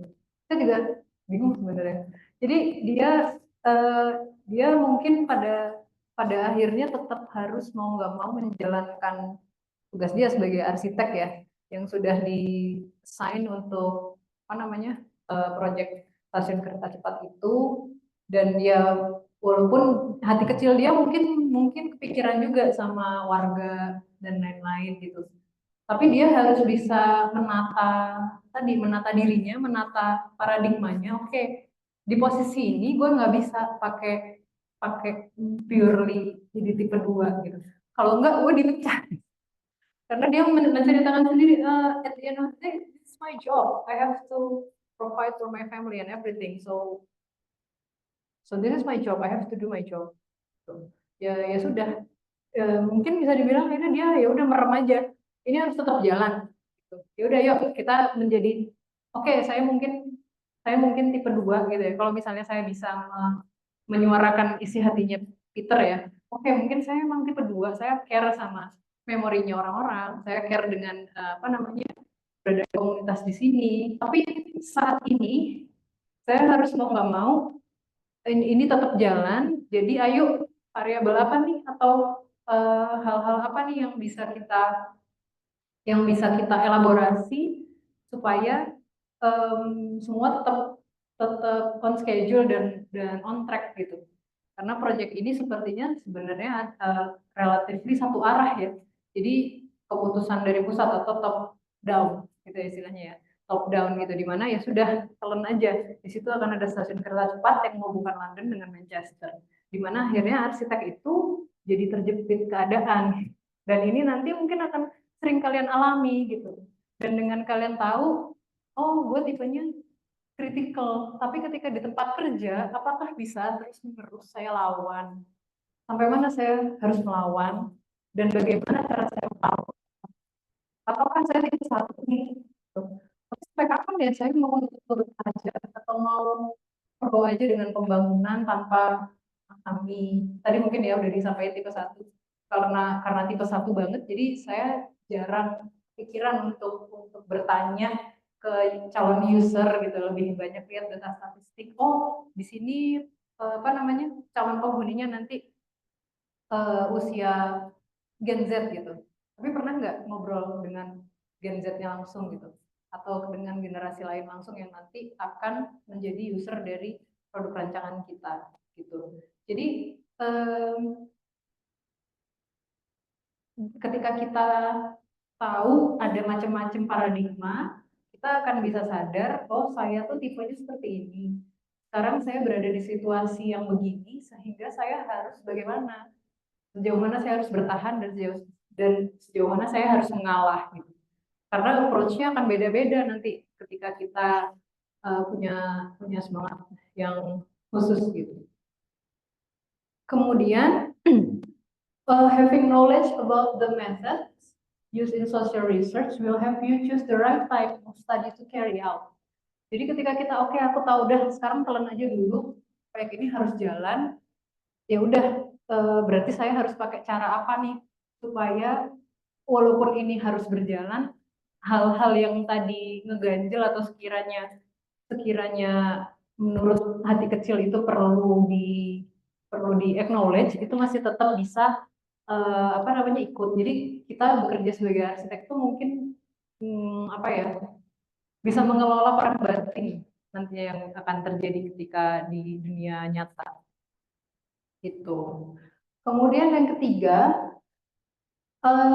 metode yang beda-beda ini atau paradigma yang beda-beda ini dalam mengkaji isu sosial budaya sebenarnya adalah berdasarkan ide-ide dan konsep dari paradigma tersebut. Jadi a lot of the time a study method is given without the reasoning that led to it. There are approaches that can help you better understand the principle on which certain search techniques are built. For instance, the exact methods and reasoning behind experimental research comes straight from positivism, while the way used in field research is based on interpretation. Nah, jadi yang terakhir ini maksudnya adalah ada metode-metode dalam kita itu melakukan penelitian atau mengkaji atau merancang itu kebanyakan udah given, udah dikasih tahu. Oke ya, anak-anak, metode itu ada banyak, ada partisipatori, ada survei, ada FGD, ada interview, ada observasi. Ini ya alat-alatnya. Ini adalah tools atau alat-alat untuk pengambilan data. Tanpa kita belum banyak menyadari bahwa di balik keberagaman alat-alat pengambilan data ini, di balik keberagaman tools ketika kita meneliti atau merancang ini, sebenarnya ada paradigmanya. Misalnya tuh reasoning behind experimental research atau penelitian-penelitian yang sifatnya eksperimen, di mana setiap variabel itu ada yang dikunci, ada yang dirubah, ada yang dinaikkan, ada yang diturunkan. Itu tuh berangkat dari sudut pandang positivis, di mana mereka cenderung berpegang pada cenderung menjunjung harus ada kejelasan nih, kita mau ngapain gitu, kita mau melihat apa, kita mau melihat sirkulasi, oke kita oprek-oprek sirkulasi gitu, dimana itu biasanya langsung given kan, oke lihat variabelnya apa, ya sudah desain kriteria biasanya tuh, desain kriterianya tentuin, kan kita menentukan variabel sebenarnya kan, tentuin desain kriterianya, kemudian coba desain kriteria yang pertama nih diubah gitu, atau ditambahkan atau dikurangi. Sementara kalau yang interpretatif mungkin akan cenderung banyak memakai tools seperti wawancara, kemudian FGD atau apa namanya forum group discussion, di mana wawancaranya itu dilakukan secara berkelompok, atau mungkin bahkan istilahnya itu adalah foto diary. Itu juga ada teknik baru, foto diary, di mana partisipan atau user itu dikasih kamera satu-satu, kemudian mereka disuruh merekam bagian mana, coba foto ruang-ruang yang kamu suka, terus kamera itu dikembalikan ke desainernya atau penelitinya, kemudian dilihat gitu. Oh, ternyata perspektif mereka seperti ini gitu. Ternyata mereka menyukai ruangan yang banyak pohonnya, mereka menyukai ruangan yang banyak ruangan yang luas gitu. Itu dibalik tools-tools atau alat-alat pengambilan data itu ada paradigma di baliknya, yaitu interpretatif gitu kira-kira. Nah, dari sini berarti apakah ada yang mengganjal, apakah ada hal yang kira-kira perlu kayaknya harus setelah tadi kita menyadari bahwa paradigma itu ada tiga gitu. Ada apa aja tadi? Yang pertama ingat nggak? Positivism. Yang kedua interpretatif. Yang ketiga kritis. Oke. Kemudian apakah ketiga ini itu adalah benda yang pasti atau sudah fix? Enggak ya. Jadi bisa aja satu waktu kita cenderung, walaupun tiap orang pasti punya karakter intinya, tapi kadang-kadang kita ada kecenderungan untuk menggunakan paradigma yang lain gitu dalam situasi-situasi tertentu, atau untuk menanggapi isu-isu yang kita minati gitu. Kemudian Dari 3 itu kira-kira mana yang paling oke menurut kalian?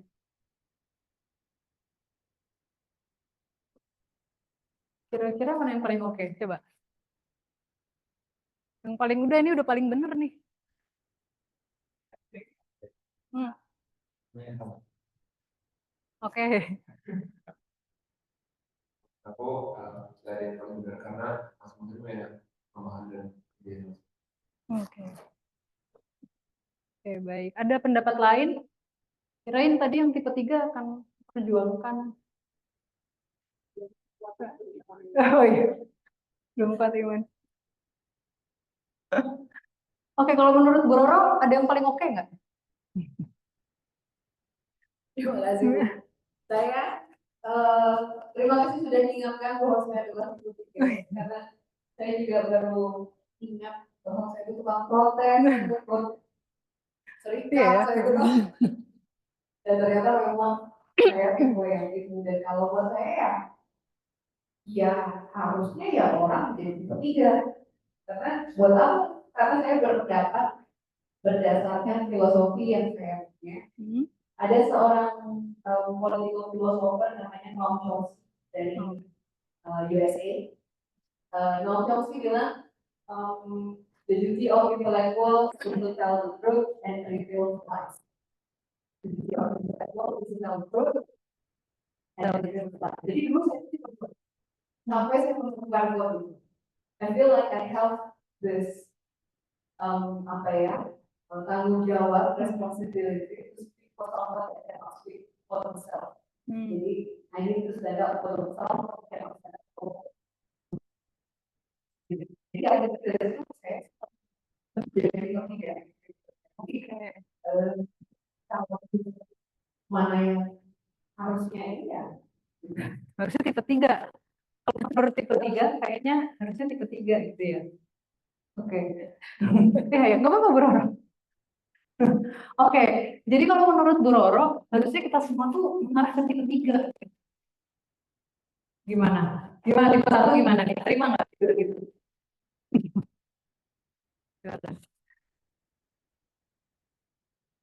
Jangan dikurangin ya Bu nilainya, kalau dia nggak terima.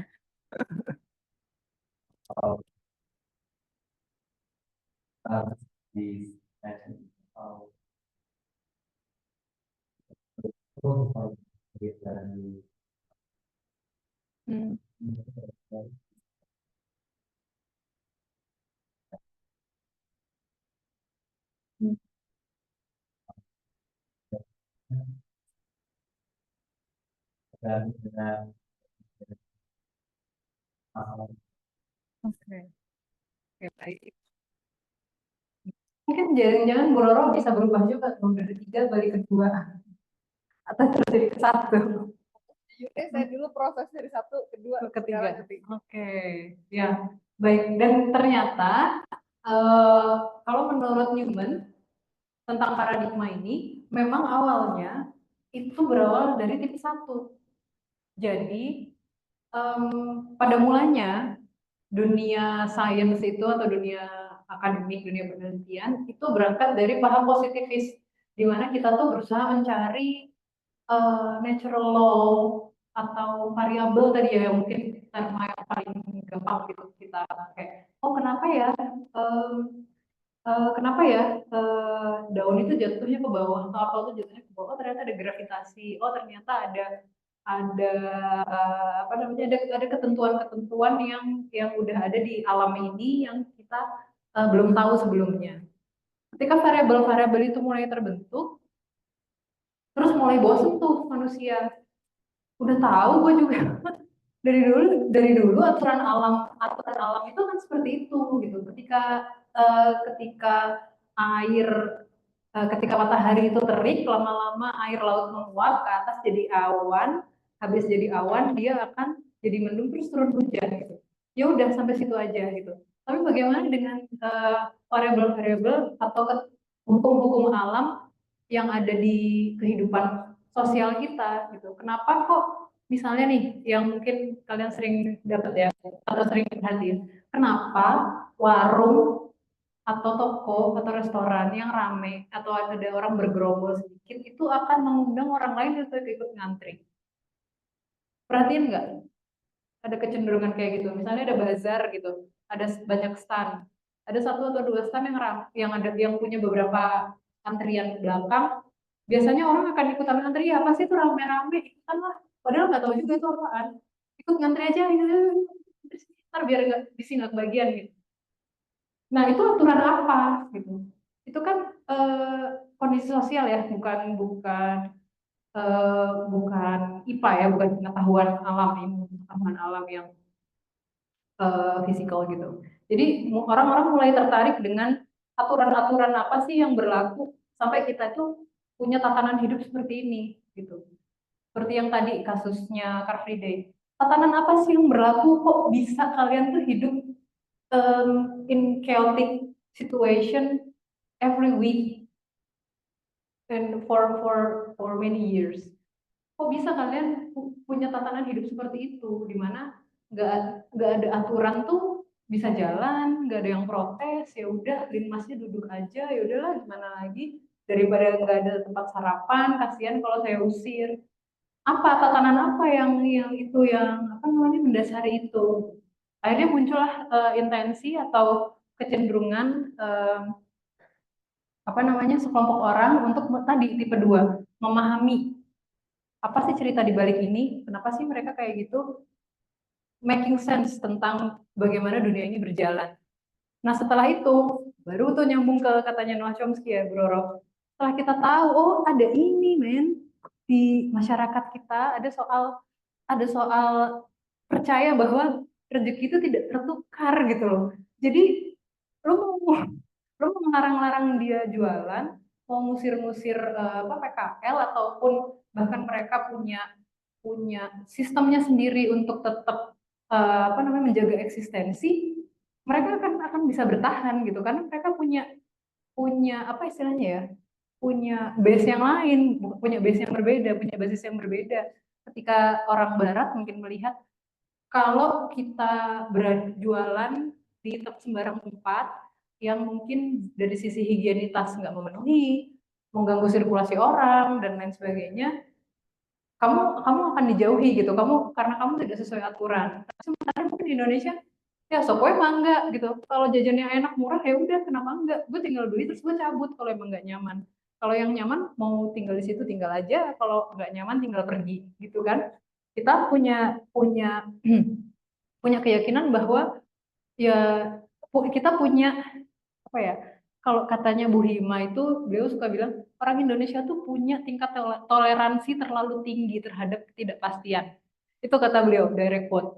Jadi kita tuh nggak apa-apa dengan hal-hal yang nggak pasti, ya udahlah lihat nanti, ini semua sudah ada takdirnya, ini semua sudah nasib gitu ya mungkin ya. Ada kecelakaan bangunan, ya udahlah udah takdirnya meninggal, udah waktunya meninggal. Padahal mungkin di barat itu akan diusut sampai habis. Ini mana nih arsiteknya, dokumenmu kemarin mana dan lain sebagainya, itu akan bisa dilacak gitu. Sementara di kita punya tatanan lain gitu yang berbeda. Sehingga kemudian ketika itu mulai terungkap, muncullah tipe 3 atau yang tadi didorong oleh Noah Chomsky yang Bu Roro perjuangkan, bahwa kita harus itu dong, kita harus fight dong, kita harus lawan gitu, kita harus bisa apa namanya, kalau emang itu salah ya jangan dilanjutin, kalau emang ada hal yang lebih sesuai ya kita harus ke sana arahnya gitu, bukan tadi toleransi terhadap hal-hal yang sudah berjalan gitu, terlepas dari kualitasnya itu seperti apa gitu. Ada yang mau ditanyakan nggak? Oke, silakan.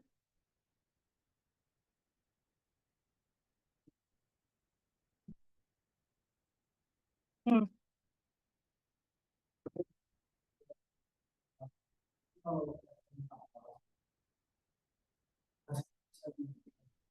Hmm. Hmm. Ya.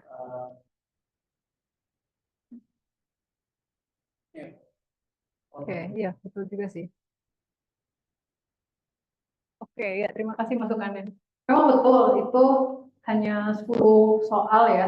Saya juga waktu bikin kuis itu mikir, ini 10 soal apakah bisa ya dipakai untuk menentukan gitu. ini tipe apa.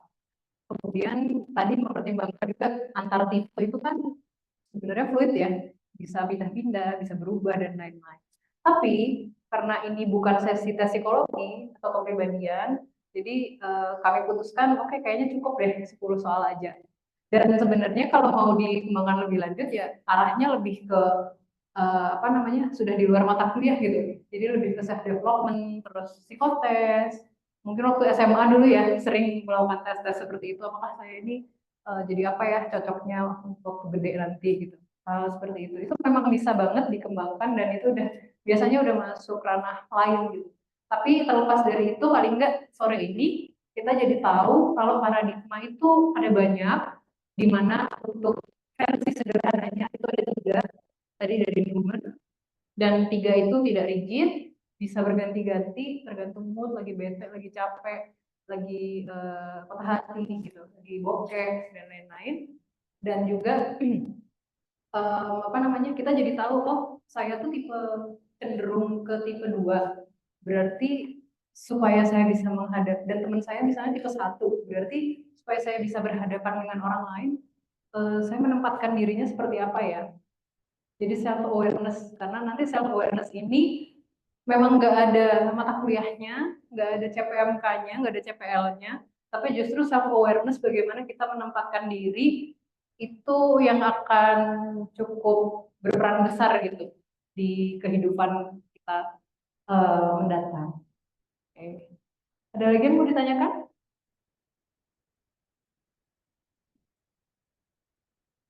Oke, sudah cukup ya.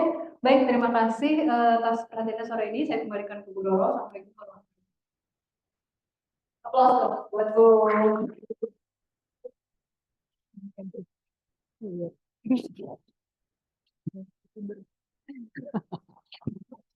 Oke, terima kasih sekali ya. Sudah dapat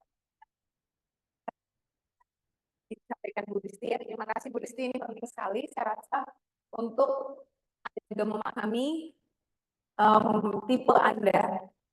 Yang nantinya kalau saya sih pada state di mana walaupun saya striving for something ya, tapi saya juga sedikit agak postmodernis dalam artian salah satu jargon postmodernis yang tadi nggak di highlight Bu Disti ya, itu adalah anything goes. Apa aja boleh, sok laksana. Makanya saya selalu bilang, kamu boleh melakukan apapun, kan di TA mungkin ya, ini jembatan saya. Kamu boleh usulin apa aja, asal kamu punya argumen, itu aja kan sebenarnya. Nah jadi saya beberapa kali dalam diskusi dengan orang positivis yang kamu tahu bagaimana bedanya pandangan kita, gitu kan? Apakah saya harus berdebat sampai akhir untuk membuat dia mengiyakan dan setuju dengan saya? Ya nggak perlu. Buat apa? Kalian sudah tahu tipe 1 nggak akan bisa memahami saya, seperti halnya saya tidak bisa memahami dia. Kenapa kok lu berhenti satu doang? Gitu istilahnya. Nah jadi pentingnya kalian tahu adalah kalian memahami diri kalian dan juga tahu bagaimana bersikap terhadap orang yang memiliki pandangan berbeda. Jadi ada jargon yang namanya we can agree to disagree. Itu adalah yang saya pegang juga karena capek, ya kan? Pokoknya saya seperti dalam suatu debat, misalnya debat akademik pun saya selalu kayak ini pendapat saya. Kemudian dia berikan feedback balik, saya berikan feedback, dia masih ini, ya udah we can agree to disagree. We don't have to align our thinking karena sebenarnya perbedaan ini juga mewarnai dan mendinamiskan ilmu pengetahuan. Ya, jadi ada yang karena itu saya adalah orang yang sangat tidak percaya dengan numbers. Kayak misalnya tingkat kemiskinan Indonesia turun, kata siapa? Suspicion at its best ya. Saya tuh selalu put suspicious. Jadi kayak kata siapa? Kamu pakai standar apa? Kamu sampelnya siapa? Di tahun berapa? Sekarang karena mereka cuma misalnya ya, kalau saya cerita sedikit. Pernah Pak Brojonegoro pada waktu masih kepala Bappenas itu datang ke Melbourne dan apa namanya memaparkan itu. Sekian turun, sekian persennya dalam berhasil pemerintah. Padahal yang diberikan adalah kuesioner mengenai berapa penghasilan Anda. Mereka memiliki standar yang di atas misalnya 10.000 atau 20.000 per hari, itu sudah dianggap tidak miskin. Tapi apakah angka itu bisa menjelaskan dia itu punya anak berapa? 20.000 untuk satu orang, buat Torik sendiri cukup. Kalau Torik punya anak 3, cukup nggak? Nggak cukup, tapi apakah itu terekam dalam angka? Belum tentu. Anda gaji 3 juta, oh sudah tidak miskin. Baik, Anda service generation nggak? Kamu mewarisi utang orang tuamu nggak? Itu kan suatu yang tidak bisa terekam jika kalian hanya melihat angka. Karena itulah saya sangat suspicious terhadap angka dan statistik gitu. Tapi itu saya, ya itu saya. Puisi beda karena puisi tipe 2 interpretatif. Mungkin kalian juga yang positivis. Makanya sekarang sudah ada namanya post positivis. Ya, yang positivis tapi sudah mau men-include segala fenomena. Ini adalah suatu diskusi yang sangat ramai dalam ilmu-ilmu sosial. Kalian ada di suatu kuliah namanya Ilmu Sosial Budaya ya. Jadi ini adalah dasar untuk memahami dulu dan sudah diletakkan oleh Bu Disti tadi tentang paradigmanya. Minggu depan kita belajar filosofi. Ya, kita sedikit menyentuh filosofi untuk tahu bagaimana filosofi itu berkembang dan mungkin mempengaruhi arsitektur sampai saat ini. Ya, tidak ada, tapi bisa dimengerti ya apa yang disampaikan Bu Rebecca. Ada yang mau disampaikan ya? Kali ada tambahan. Oke, kalau begitu karena sudah jam 5, terima kasih. Ini minggu depan sudah puasa ya. Tapi kita tetap kuliah jam 3 sampai jam 5 ya, karena kita ada edarannya untuk orang-orang TU dan lain-lain, mereka hanya kerja sampai jam 3, tapi sayangnya dosen tetap kerja sampai jam 5. Ya sudah, kita lanjut. Saya nggak bisa deh. Alah, nggak guna juga ngeprotes. Ngapain saya harus ngajar ketika kalian pulang? Nggak juga ya. Nggak apa-apa lah. Kita lanjut. Jadi mungkin minggu depan adalah minggu pertama. Silahkan kalau mau sekalian bawa bekal kebuka dan lain-lain ya. Biasanya udah ngantuk-ngantuk. Kalau udah sore. Oke, baik. Terima kasih Kak Rebecca. Terima kasih saya Bu Disti. Dan juga teman-teman. Saya tutup. Assalamualaikum warahmatullahi wabarakatuh. Yeay. Thank you. Keren banget. Yuk. Yuk.